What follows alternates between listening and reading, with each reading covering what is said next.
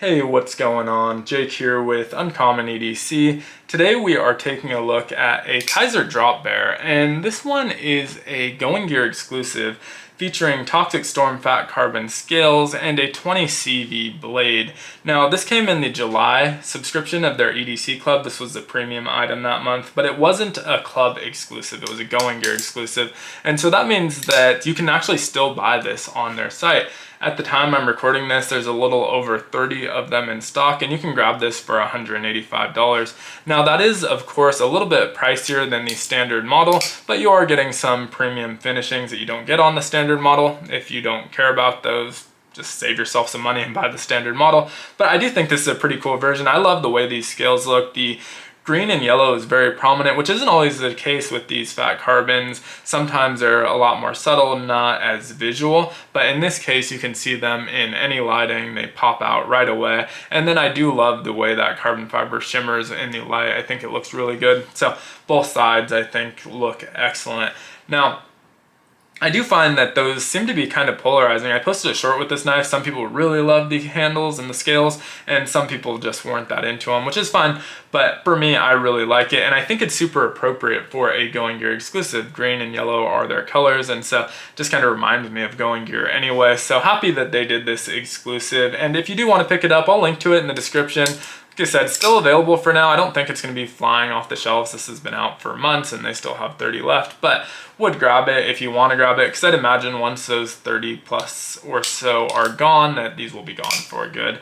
And so with that said, let's talk about the knife itself. Dimension wise, we're looking at 7.15 inches overall. Really excellent size for EDC. For me, I prefer small to medium sized knives. If you prefer larger knives, this isn't huge at 7.15 inches, but I think still a nice size. 4.17 inches of that are in your handle, and it does swell a bit around the pivot, meaning that you're going to be sitting a little bit further back, not going to be creeping up onto that blade, but still able to get a nice comfortable 4-finger grip on this knife. And no hot spots whatsoever. Ergonomically really great. That pocket clip hides in the palm of your hand.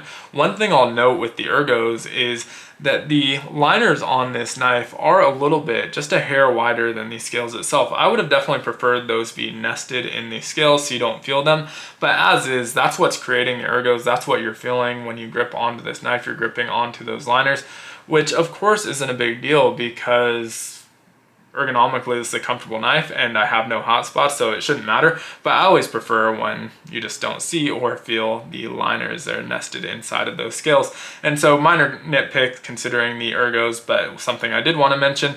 Now that pocket clip is reversible, and so we have left or right hand carry, which is nice because otherwise this is a very ambidextrous knife. We have the clutch lock, which is their version of the axis lock. We should probably talk about that in a moment as well. And that's a very ergonomic lock. We have dual thumb studs, so obviously left or right hand carry. So always good when they take that into consideration. Shouldn't necessarily be something we have to mention, but of course not every company does that, and so worth noting. Now that pocket clip is nice deep carry. I like the look of it overall. It is not nested into the scales either, and so that is sticking up a little bit, which will bother some people, but the screws are flat and flush with the pocket clip itself, and so worth noting. The only other note on this pocket clip, like I said, I like the way it looks, I like that it's reversible, deep carry, all that, is that it's a little more pliable or flexible, bendable, whatever adjective you want to use to describe this, than I'd like. So you can see it's moving side to side. There's no play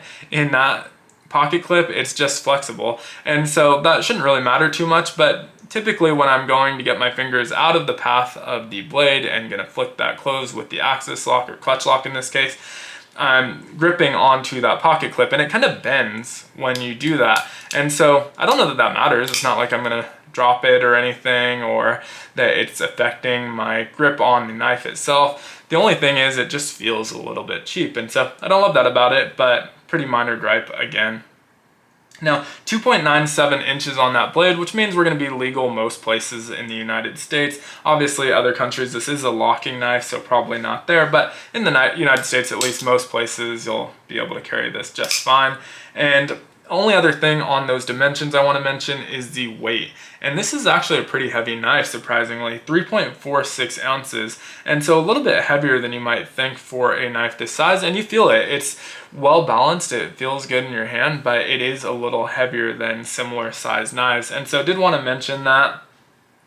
And then from there, obviously, the only other thing with the ergos is this blade shape. We have a nice 20 CV drop point blade. Really good stonewash on that. Jimping for days. It's a bit overkill, actually, but it works, you know, no matter where your thumb lands, as long as you're behind the swedge, and where your index finger lands, as long as you're behind that swedge, you're going to land on some jimping. Now, this jimping isn't necessarily my favorite, but it's effective because there's so much of it. These small, tight, tiny jimps aren't as grippy or as some of the larger ones or aggressive feeling, don't grip onto you as well, but it works in this case. I do still prefer the larger jimping, but overall not too bad. We have a partial flat grind on this.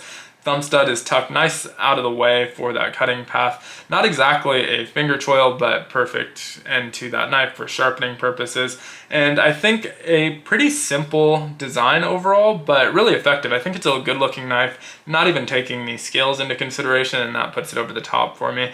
But I think they kept it pretty simple, and that ended up being really effective. And so I do want to talk about that clutch lock. So when this first dropped, I remember the clutch lock being a big deal with the Drop Bear. So I'd imagine that means this was probably the first model that they released with that clutch lock. And most of us know that Benchmade has a patent on their access lock that has since expired. And so other companies can use that lock. They just have to call it something other than the access lock.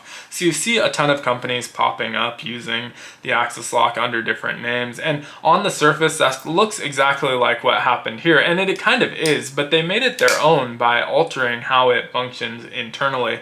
So for those that don't know, usually the access lock has an Omega spring. I think they are calling them a Gemini spring, but there's two of them in here, and they're adjustable. So you can adjust each spring in 5 different positions, meaning that there's 25 different variations of adjustment that you can cycle through to get the perfect action and tension on that lock bar that you want. And so that means that you can put the tension very tight on your thumb because maybe it's a little bit stronger than your index finger, a little bit lighter on your index finger, and adjust it to exactly how you like. You're not only adjusting the tension of the lock itself though, but also what I call a mock detent. So access locks don't have a real detent, but it feels like they do, and that's being created by the tension of those springs.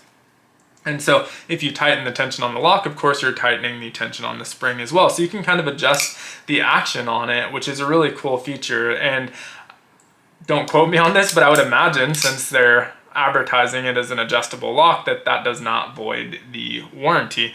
And so a really cool feature from them. Now, I haven't taken it apart, I haven't adjusted it, and that's because this is very dialed in. You can see it's a super fidgety knife. I've been fidgeting with it. I feel like the amount of force that I need to deploy the blade is just about perfect. That mock detent feels really good, and if you're using the lock to deploy it, also nice and snappy, and just the right amount of tension for me. And it didn't take a lot of breaking in to get there like you get with some access locks.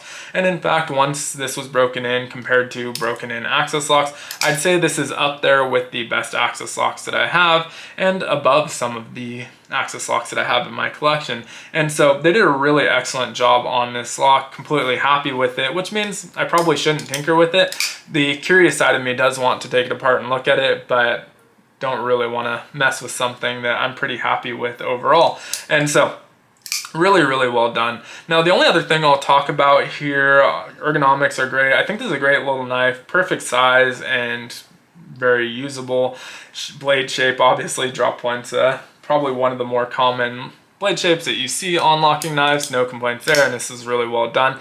The only other thing I'll talk about are acoustics, and the acoustics on here I would say are pretty good. I enjoy the sound of it quite a bit.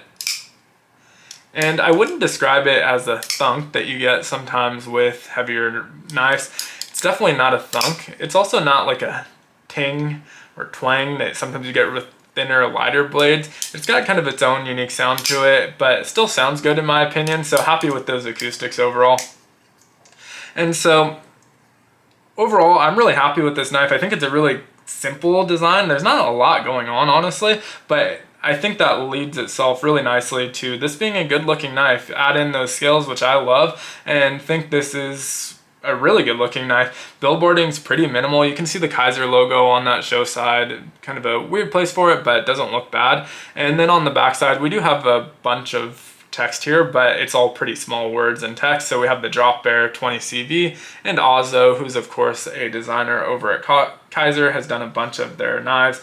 And so overall, I think that's pretty minimal as well. Pretty happy with the outcome of this knife. Now, the Drop Bear is not exactly new. It's been out for a decent amount of time. I just didn't pick one up early on. I had actually handled a couple of them at different times and was always impressed with them, just kind of waiting for the right model, and then didn't even end up picking this one. They sent it to me, but really happy that this is the model that I end up with. I think it's pretty cool. But would love to hear your thoughts on this knife down in the comments below, what your experience with it has been, if you have one, this version or others. And of course, if you're thinking about picking it up, check out the link in the description. Again, I would probably grab it sooner than later. I don't think they're going to go that fast since it's been out so long, but again, probably gone for good once they're gone. So definitely, if you're wanting to grab it sooner than later. But as always, if you enjoyed the video, consider liking, commenting, subscribing, hitting the notification, all those things that help out the channel, help out with the algorithm. And I hope you have a great one. Take care.